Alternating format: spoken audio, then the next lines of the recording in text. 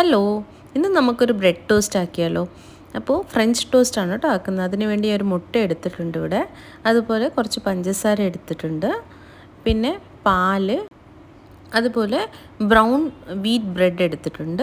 അപ്പം brown bread ചെയ്ത ഒരു പ്രത്യേക ടേസ്റ്റാണ് കേട്ടോ. അപ്പോൾ ആദ്യം തന്നെ മുട്ട ഞാൻ പൊട്ടിച്ചെടുക്കുന്നുണ്ട്. നമ്മൾ കുറച്ച് നന്നായിട്ടൊന്ന് ബീറ്റ് ചെയ്തെടുക്കുക. ഞാൻ ഫോർക്കാണ് ഉപയോഗിക്കുന്നത് കേട്ടോ. അപ്പോൾ നമുക്ക് ഈസി ആയിട്ട് ബീറ്റ് ചെയ്യാൻ പറ്റും. അതിനകത്തേക്ക് ആവശ്യത്തിന് കുറച്ച് പാലൊഴിക്കുക. ഒരു കാൽ കപ്പിലും കുറവായിട്ട് മതിയാവും.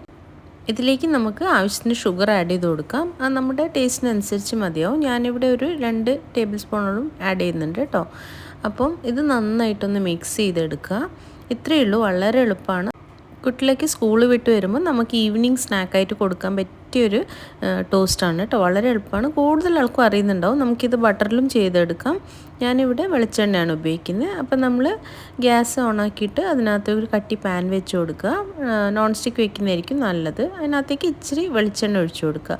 പാൻ ഒന്ന് ചൂടായി, എണ്ണ ഒന്ന് ചൂടാകുമ്പോഴേക്കും നമുക്ക് ബ്രെഡ് ഈ പാലും മുട്ടേൻ്റെ മിക്സ്ചറിലേക്ക് ഡിപ്പ് ചെയ്തിട്ട് ഇതുപോലെ പാനിൽ വെച്ച് കൊടുക്കാം.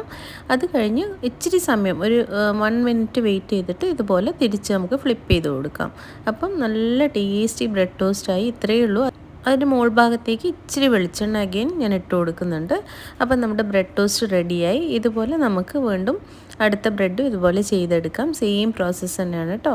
അപ്പം നമുക്ക് ഇത് ഭയങ്കര ടേസ്റ്റിയാണ്. കുട്ടികൾക്ക് പോലും ചെയ്തെടുക്കാൻ പറ്റുന്ന ഈസി റെസിപ്പിയാണ്. അപ്പം ഞാൻ ഇതേപോലെ ബാക്കി ബ്രെഡും ചെയ്തെടുക്കുന്നുണ്ട്. അപ്പം ബ്രെഡ് വെച്ചിട്ട് നമുക്ക് ഒരുപാട് റെസിപ്പീസ് ആക്കാൻ പറ്റും. ഈവനിങ് സ്നാക്ക് ആക്കാൻ പറ്റും. കുറേ ടൈപ്പ് ഓഫ് സാൻഡ്വിച്ചൊക്കെ ആക്കാൻ പറ്റും. തീർച്ചയായിട്ടും നിങ്ങൾക്ക് ഇഷ്ടമാണെങ്കിൽ എന്തായാലും കമൻറ്റ് ചെയ്ത് അറിയിക്കുക. അതുപോലത്തെ കുറേ റെസിപ്പീസ് ഞാൻ നമ്മുടെ ചാനലിൽ കൊണ്ടുവരുന്നതായിരിക്കും. വീഡിയോസ് ഇഷ്ടപ്പെട്ടാൽ തീർച്ചയായിട്ടും ലൈക്ക് ചെയ്യാനും സബ്സ്ക്രൈബ് ചെയ്യാൻ മറക്കല്ലേ. അപ്പോൾ വീണ്ടും ഒരു ന്യൂ റെസിപ്പി ആയിട്ട് വരുന്നവരേക്കും താങ്ക് യു, ബൈ.